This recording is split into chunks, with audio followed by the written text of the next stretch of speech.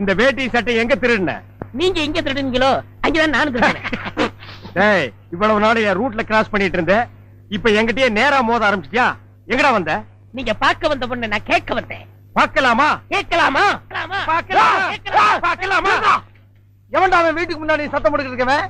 மச்சான், மச்சான். ஓ, நீங்க தான் என் தங்கச்சியை புண்ணு பார்க்க வந்திருக்கீங்களா? உங்க தங்கச்சிக்கு எங்கேயும் புண்ணு? மச்சான், ரெண்டு பேர்ல யாரு மச்சாங்கிறத நான் தான் முடிவு பண்ணணும். வீட்டுக்குள்ள வச்சு பேச வேண்டிய விஷயத்தை வெளியே வச்சு பேசுறீங்க. வீட்டுல விஷயம். ஆமா, வாங்க பின்னால.